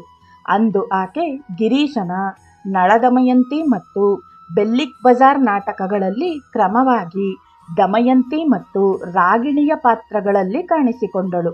ಇಷ್ಟರಲ್ಲಿ ಆಕೆ 12 ವರ್ಷಗಳು, ಅಂದರೆ ಆಕೆ ತನ್ನ 11ನೇ ವಯಸ್ಸಿನಿಂದ 23ನೇ ವಯಸ್ಸಿನವರೆಗೆ ಅಭಿನಯ ವೃತ್ತಿಯನ್ನು ಕೈಗೊಂಡಿದ್ದಳು. ಒಟ್ಟು 80 ನಾಟಕಗಳಲ್ಲಿ 90ಕ್ಕೂ ಹೆಚ್ಚು ಪಾತ್ರಗಳಲ್ಲಿ ಕಾಣಿಸಿಕೊಂಡಿದ್ದಳು. ತನ್ನ ಆತ್ಮಚರಿತ್ರೆಯಲ್ಲಿ ವಿನೋದಿನಿ ತನ್ನ ಕಾಲದ ರಂಗಭೂಮಿಯನ್ನು ಕುರಿತು ಕೆಲವು ರೋಚಕ ಕಥೆಗಳನ್ನು ಹೇಳುತ್ತಾಳೆ. ಉದಾಹರಣೆಗೆ, ನಳದಮಯಂತಿ ನಾಟಕದ ಮೊದಲ ದೃಶ್ಯ ಒಂದು ಸರೋವರದ ಮೇಲೆ ನಡೆಯುವಂತೆ ರಚಿತವಾಗಿತ್ತು. ರಂಗದ ಮೇಲೆ 6 ದೊಡ್ಡದಾದ ಕಮಲದ ಹೂಗಳಿದ್ದು ಒಂದೊಂದರಲ್ಲಿ 6 ಜನ ಕಮಲ ಕನ್ಯೆಯರು ಕಾಣಿಸಿಕೊಂಡು ಹಾಡಿ ನರ್ತಿಸುತ್ತಾ ಒಂದು ಹೂವಿನಿಂದ ಮತ್ತೊಂದು ಹೂವಿಗೆ ಹಾರುತ್ತಿದ್ದರು. ಒಂದು ರಾತ್ರಿ ಈ 6 ಜನರ ಪೈಕಿ ಒಬ್ಬಾಕೆ ಹಾಜರಾಗಲಿಲ್ಲ. ಹಾಗಾಗಿ ನಾಟಕಾಭಿನಯ ಆರಂಭವಾಗಲಿಲ್ಲ. ಸಭಾಂಗಣದಲ್ಲಿದ್ದ ಪ್ರೇಕ್ಷಕರ ತಾಳ್ಮೆ ಕರಗತೊಡಗಿ ಇಷ್ಟು ತಡವೇಕೆ ಎನ್ನುವಂತೆ ಚಪ್ಪಾಳೆ ತಟ್ಟಿ ಪ್ರತಿಭಟಿಸತೊಡಗಿದಾಗ ಗಿರೀಶ್ ಕೂಡಲೇ ವಿನೋದಿನಿಯನ್ನು ಗೈರು ಹಾಜರಾಗಿದ್ದ ನಟಿಯ ಜಾಗವನ್ನು ಭರ್ತಿ ಮಾಡುವಂತೆ ಕೇಳಿಕೊಂಡನು. ಆಕೆ ಮೊದಲು ಒಪ್ಪಲಿಲ್ಲವಾದರೂ ಗಿರೀಶ್ ಒತ್ತಾಯ ಮಾಡಿದ ಮೇಲೆ ಒಪ್ಪಿಕೊಂಡಳು. ಬೇರೆ ನಟಿಯರು ತಮ್ಮ ತಲೆಗೂದಲನ್ನು ಕೃತಕ ಕಮಲಗಳಿಂದ ಸುಲಭವಾಗಿ ಹೊರಬರಲು ಅನುಕೂಲವಾಗುವಂತೆ ಹೂವಿನ ಮಕುಟಗಳಿಂದ ಮುಚ್ಚಿಕೊಂಡಿದ್ದರು. ಆದರೆ ವಿನೋದಿನಿಗೆ ಹಾಗೆ ಮುಚ್ಚಿಕೊಳ್ಳಲು ಹೂವಿನ ಮಕುಟವಿರಲಿಲ್ಲ. ಹಾಗಾಗಿ ಆಕೆಯನ್ನು ಕಮಲದ ಹೂವಿನೊಳಕ್ಕೆ ಎತ್ತಿ ಇಳಿಸುವ ಯಂತ್ರದ ಒಂದು ತಂತಿಗೆ ಆಕೆಯ ಕೂದಲು ಸಿಕ್ಕಿಕೊಂಡು ಗೋಜಲಾಯಿತು. ಆಕೆಯ ಮುಖದ ಒಂದು ಪಾರ್ಶ್ವವಷ್ಟೇ ಕಾಣುವಂತಾಗಿ ಅವಳು ಕೆಳಗೆ ಇಳಿಯಲು ಮಾರ್ಗವೇ ಇಲ್ಲದಂತಾಯಿತು. ಪರಿಣಾಮವಾಗಿ ಆಕೆ ದೊಡ್ಡ ತೊಂದರೆಗೆ ಸಿಕ್ಕಿಕೊಂಡಂತಾಗಿತ್ತು. ರಂಗದ ವ್ಯವಸ್ಥಾಪಕ ಆಕೆಯ ತಲೆಗೂದಲು ಸಿಕ್ಕಿಕೊಂಡಿದೆ ಎಂದು ಕೂಗತೊಡಗಿದ. ನಂತರ ಅವನು ಕೂಡಲೇ ಕತ್ತರಿಯೊಂದನ್ನು ತಂದು ಸಿಕ್ಕಿಕೊಂಡಿದ್ದ 3-4 ಕಡೆ ಆಕೆಯ ಸುಂದರ ಕೂದಲನ್ನು ಕತ್ತರಿಸಿದನು. ಹೀಗೆ ಆಕೆ ಬಂಧನದಿಂದ ಬಿಡುಗಡೆಯಾದಳು. ವಿನೋದಿನಿ ಜ್ಞಾಪಿಸಿಕೊಳ್ಳುತ್ತಾಳೆ, ನಾನು ರಂಗದ ಹಿಂಬದಿಗೆ ಬಂದನು. ದುಃಖ ಒತ್ತರಿಸಿ ಬಂದು ಕಣ್ಣೀರು ಸುರಿಸುತ್ತಾ ಕುಸಿದು ಬಿದ್ದೆನು. ನಾನು ಕಾಠಿಣ್ಯ ವ್ಯಕ್ತಪಡಿಸುತ್ತಾ ಹೇಳಿದೆ, ಈ ಪಾತ್ರವನ್ನು ನಾನು ಇನ್ನೆಂದೂ ಮಾಡುವುದಿಲ್ಲ. ಗಿರೀಶ್ ಬಾಬು ಅಲ್ಲಿಗೆ ಬಂದರು, ನನ್ನ ಬೆನ್ನು ತಟ್ಟಿದರು ಮತ್ತು ನನಗೆ ಸಮಾಧಾನ ತರುವ ಮಾತನಾಡುತ್ತಾ ಹೇಳಿದರು, ನೋಡಿ, ಈ ರೀತಿಯ ಘಟನೆಗಳು ಆಗಾಗ ನಡೆಯುತ್ತವೆ. ನಿಮ್ಮ ಒಂದಿಷ್ಟು ತಲೆ ಕೂದಲು ಹೋಯಿತಲ್ಲ ಎಂದು ಈಗ ನೀವು ಅಳುತ್ತಿದ್ದೀರಿ. ಇಂಗ್ಲೆಂಡ್ನಲ್ಲಿ ಕೆಲವರು ಸುಪ್ರಸಿದ್ಧ ಅಭಿನೇತ್ರಿಯರಿಗೆ ತಲೆಯ ಮೇಲೆ ಒಂದಿಷ್ಟು ಕೂದಲು ಇಲ್ಲದಿರುವಂತೆ ಬಾಯಲ್ಲಿ ಹಲ್ಲುಗಳೂ ಇರುವುದಿಲ್ಲವೆಂಬುದು ನಿಮಗೆ ಗೊತ್ತೇನೋ? ಒಂದಿಷ್ಟು ಕೂದಲು ಹಾಳಾದುದಕ್ಕೆ ಇಷ್ಟೊಂದು ಅಳುವುದೇನು? ಹೀಗೆಂದು ಹೇಳಿ ಗಿರೀಶ್ ಬಾಬು ಕಥೆ ಶುರು ಮಾಡಿದರು. ಪ್ರಸಿದ್ಧ ಇಂಗ್ಲಿಷ್ ಅಭಿನೇತ್ರಿ ತನ್ನ ಅಭಿನಯ ಪೂರೈಸಿಕೊಂಡು ಮನೆಗೆ ವಾಪಸ್ಸು ಬಂದರು. ಬಂದವರು ಮೊದಲು ತಮ್ಮ ವೇಷಭೂಷಣಗಳನ್ನು ತೆಗೆದರು. ನಂತರ ತಮ್ಮ ಸುಂದರವಾದ ಕೃತಕ ಗುಂಗುರು ಕೂದಲಿನ ಕುಲಾವಿ ತೆಗೆದಿಟ್ಟರು. ಕೊನೆಗೆ ತಮ್ಮ ಬಾಯಿಯಿಂದ ಮೇಲಿನ ಮತ್ತು ಕೆಳಗಿನ ಕೃತಕ ಹಲ್ಲುಗಳನ್ನು ತೆಗೆದಿಟ್ಟರು. ಆಕೆಯ 5 ಅಥವಾ 6 ವರ್ಷದ ಮಗಳು ಇದೆಲ್ಲವನ್ನು ಗಮನಿಸುತ್ತಿದ್ದಳು. ಆ ಮಗು ತಾಯಿಯನ್ನು ಸಮೀಪಿಸಿ ಆಕೆಯ ಮೂಗನ್ನು ಹಿಡಿದು ಎಳೆಯತೊಡಗಿದಳು. ಏಕೆಂದರೆ ಆ ಮಗು ತನ್ನ ತಾಯಿಯ ಮೂಗು ಮತ್ತು ಕಿವಿಗಳನ್ನೂ ಸಹ ಮುಖಕ್ಕೆ ಅಂಟಿಸಿದ್ದಾರೆ ಎಂದು ಭಾವಿಸಿದ್ದಳು. ನನ್ನ ಕೋಪ ಕರಗಿ ಹೋಯಿತು. ಒಳಗಿಂದ ಒತ್ತಿಕೊಂಡು ಬರುತ್ತಿದ್ದ ನಗೆಯನ್ನು ತಡೆ ಹಿಡಿದು ಹೇಳಿದೆ, ಸರ್, ದಯವಿಟ್ಟು ಹೇಳುವುದನ್ನು ನಿಲ್ಲಿಸಿರಿ. ಕೇಳಿದ್ದು ಸಾಕು.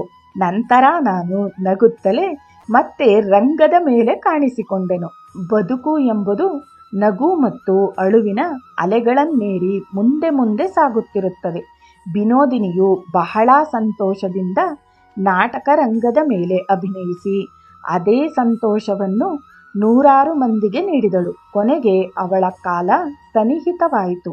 ಈ ಸುಂದರ ಮತ್ತು ಪ್ರತಿಭಾನ್ವಿತ ತಾರೆ ದ ಸ್ಟಾರ್ ರಂಗಮಂದಿರದ ರಂಗಸ್ಥಳದಿಂದ ನಿರ್ಗಮಿಸುವ ಕಾಲ ಬಂದೇ ಬಿಟ್ಟಿತು.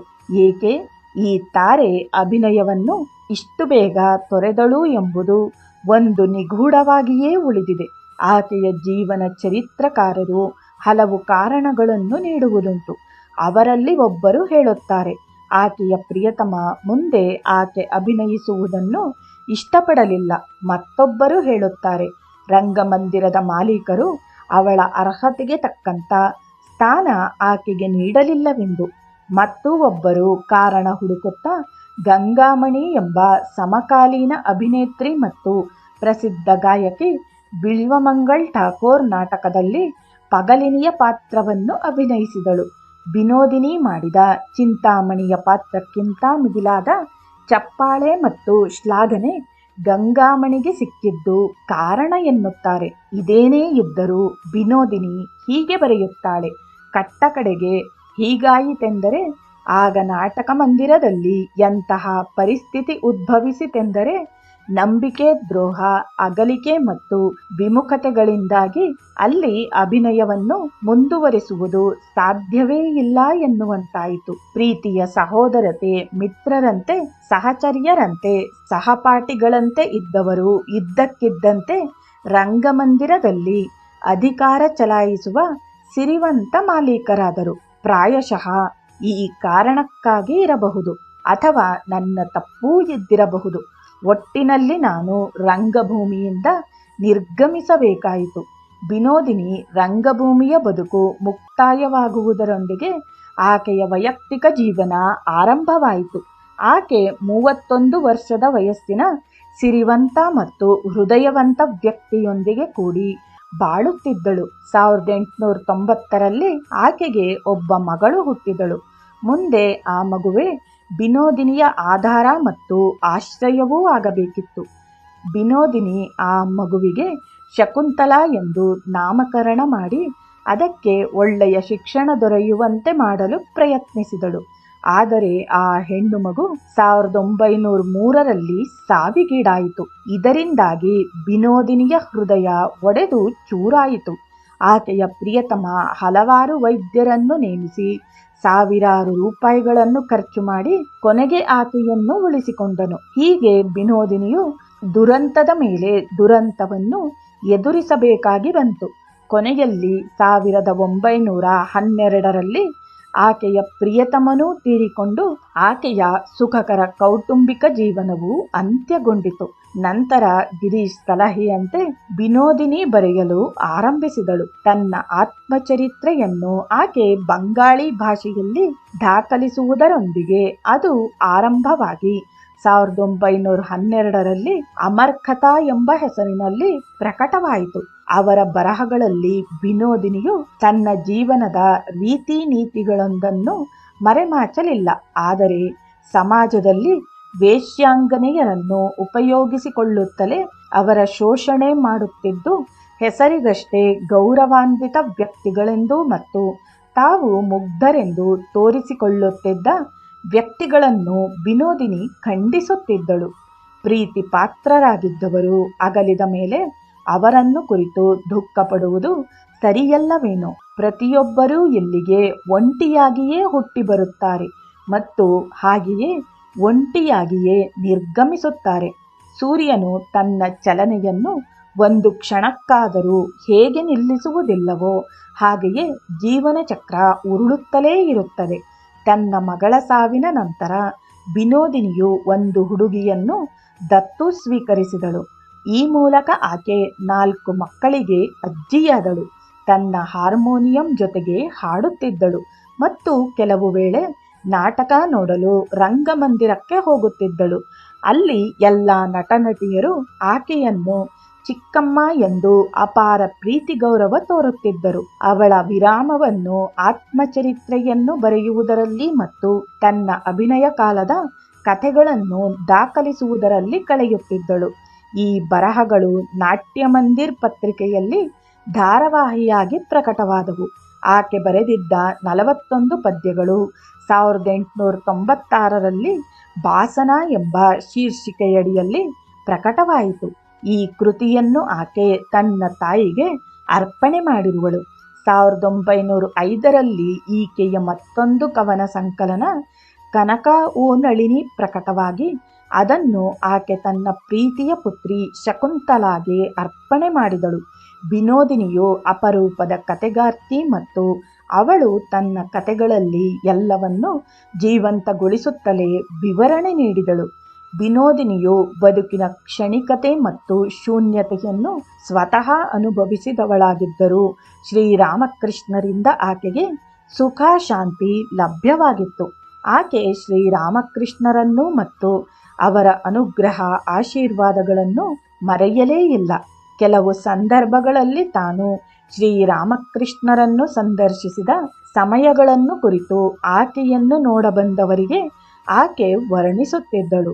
ತನ್ನ ಮನೆಯ ಪಕ್ಕವೇ ವಾಸಿಸುತ್ತಿದ್ದು ಮುಂದೆ ಪ್ರಸಿದ್ಧ ತಾರೆಯಾದ ತಾರಾಸುಂದರಿಯನ್ನು ಬೇಲೂರು ಮಠಕ್ಕೆ ಆಗಾಗ ಕರೆದುಕೊಂಡು ಹೋಗುತ್ತಿದ್ದಳು. ಅಲ್ಲಿ ಸ್ವಾಮಿ ಬ್ರಹ್ಮಾನಂದ ಅವರು ಇವರನ್ನು ಪ್ರೀತ್ಯಾದರಗಳಿಂದ ಬರಮಾಡಿಕೊಂಡು ಊಟೋಪಚಾರ ಮಾಡಿಸಿ ಆಗಾಗ್ಗೆ ಬೇಲೂರು ಮಠಕ್ಕೆ ಬಂದು ಹೋಗಲು ಹೇಳುತ್ತಿದ್ದರು. ತಾರಾಸುಂದರಿಯ ಮಗಳು ಪ್ರತಿಭಾ ಹೇಳುತ್ತಿದ್ದಳು, ವಿನೋದಿನಿಯವರು ತಮ್ಮ ಮನೆಯ 3ನೇ ಮಹಡಿಯಲ್ಲಿ ಒಂದು ಪೂಜಾ ಮನೆಯನ್ನು ಮಾಡಿದ್ದರು. ಅಲ್ಲಿ ರಾಧೆ, ಕೃಷ್ಣ, ಗೋಪಾಲ ಮತ್ತು ಒಂದು ನಾರಾಯಣ ಶಿಲೆಯನ್ನು ಪ್ರತಿಷ್ಠಾಪಿಸಿದ್ದರು. ಅಲ್ಲಿಗೆ ಒಬ್ಬ ಬ್ರಾಹ್ಮಣ ಪೂಜಾರಿ ಪ್ರತಿದಿನ ಬಂದು ಪೂಜೆ ಮಾಡುತ್ತಿದ್ದರು. ಈ ಪೂಜೆ ಮನೆಯ ಜೊತೆಗೆ ವಿನೋದಿನಿಯವರು ತಮಗೆಂದೇ ಒಂದು ವೈಯಕ್ತಿಕ ಮಂದಿರವನ್ನು ಹೊಂದಿದ್ದು ಅಲ್ಲಿ ಶ್ರೀರಾಮಕೃಷ್ಣರ ಚಿತ್ರಪಟವನ್ನು ಇಟ್ಟುಕೊಂಡಿದ್ದರು. ಶ್ರೀರಾಮಕೃಷ್ಣರನ್ನು ಆಕೆಯೇ ಸ್ವತಃ ತಮ್ಮ ಕೈಯಿಂದ ಹೂವು, ಗಂಧ, ಅಕ್ಷತೆಗಳಿಂದ ಪೂಜಿಸುತ್ತಿದ್ದರು.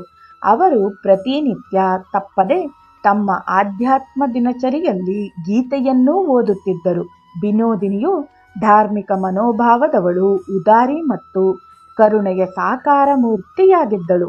ಆಕೆಯ ಗೃಹದ ಹೆಸರು ಗೋಪಾಲ್ ಕುಟೀರ್. ಆಕೆಯ ಜೀವನದ ಕೊನೆಯ ಭಾಗ ಸಂಪೂರ್ಣವಾಗಿ ದೇವರ ಅನುಗ್ರಹಕ್ಕಾಗಿ ಮೀಸಲಾಗಿತ್ತು.